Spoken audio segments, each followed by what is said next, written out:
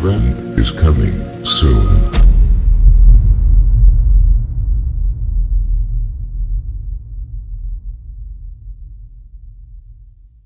The debt ceiling deadline has passed, and now the biggest test of Donald Trump's presidency begins. By Michael Snyder.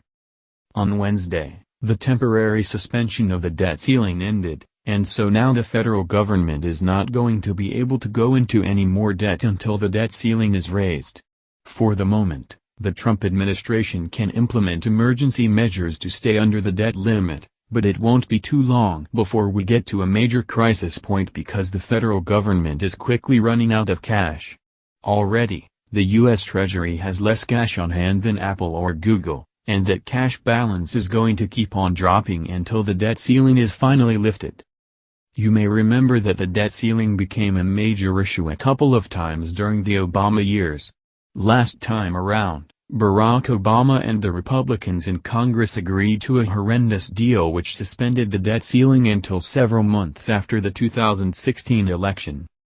Since President Barack Obama signed the Bipartisan Budget Act on November 2, 2015, there had been no legal limit on the amount of money the federal government could borrow until now. That law included a section entitled Temporary Extension of Public Debt Limit. It said that the law imposing a limit on the federal debt shall not apply for the period beginning on the date of the enactment of this act and ending on March 15, 2017. During the 16.5 months between the signing of that deal and today, the U.S. national debt rose by a whopping $1,414,397,000,000. But now the U.S. national debt will not be allowed to rise by another penny until the debt ceiling is raised or suspended once again.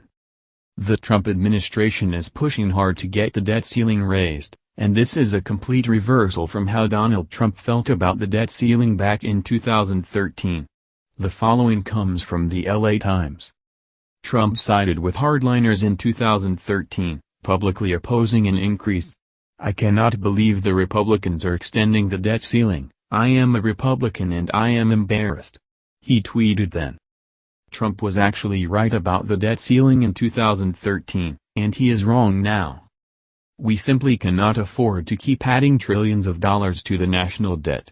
What we are doing to future generations of Americans is beyond criminal, because we are literally destroying their future just so that we can enjoy an inflated standard of living that we do not deserve today. Treasury Secretary Steven Mnuchin has already begun to implement extraordinary measures to keep us under the debt ceiling.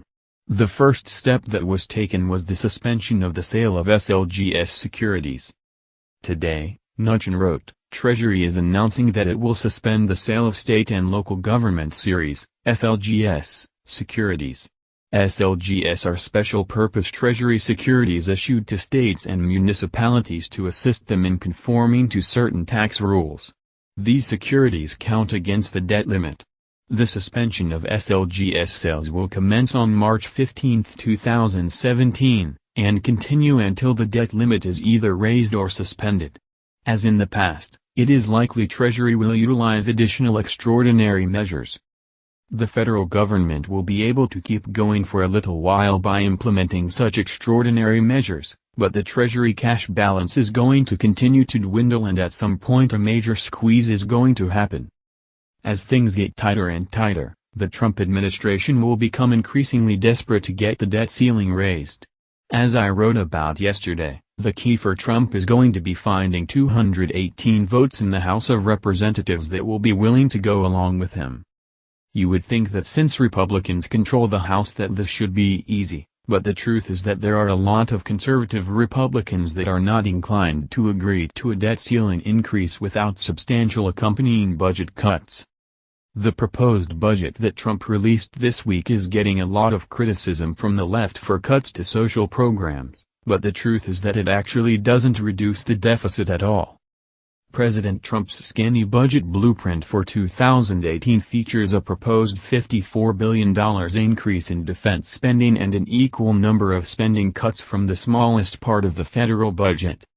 That means his changes won't add to next year's projected $487 billion deficit. But they won't reduce it, either. And remember, That $487 billion figure is just for show. During the Obama years the U.S. national debt increased by an average of well over $1 trillion a year, and that is almost certainly going to continue for years to come as long as the debt ceiling is raised. Republicans are supposed to be the party of fiscal responsibility. So now is their big test. If they raise the debt ceiling and continue adding more than $1 trillion a year to the national debt, they will lose all credibility with conservative voters on fiscal issues. But if they try to force the federal government to start living within its means, that is going to severely harm the economy in the short term. Donald Trump is going to have to try to figure out a way to navigate this crisis. He has already promised that he will not touch Social Security and Medicare, and those are the two biggest drivers of our budget deficits. In fact, it is being projected that entitlement spending and interest on the debt will eat up every single penny that the federal government takes in within 20 years. So if Trump won't touch the big entitlement programs, where will he possibly find enough cuts to satisfy the fiscal conservatives in Congress? Without them, Trump does not have enough votes to raise the debt ceiling. In addition, many of the conservatives in Congress absolutely hate the new Republican health care plan, and they hope to use this debt ceiling crisis as leverage to change the bill. If Trump can't work out something with conservatives, perhaps he could turn to the Democrats. But most Democrats are extremely resistant to work with him on anything after all that has been said and done, and so for Trump to get a deal with them he would have to make extreme concessions. This represents the biggest political test for the Trump presidency so far, and if we get down the road a couple of months and nothing gets done, this debt ceiling crisis could spark the kind of financial crisis that I describe in my novel entitled The Beginning of the End. Barack Obama pushed things right to the brink a couple of times, but he was savvy enough politically to never let things go over the edge. Now it is Trump's turn, and somehow he has got to find a way to get the debt ceiling raised without making extremely deep compromises that would gut the rest of his agenda. And he had better get to work on this quickly, because time is running out and the clock is ticking.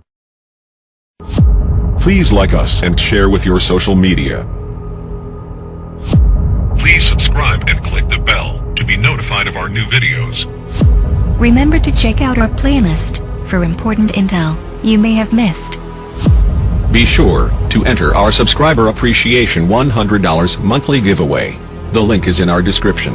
And visit our sister channel. Event is coming soon. For additional intel and information, Stay tuned. Victory of the Light.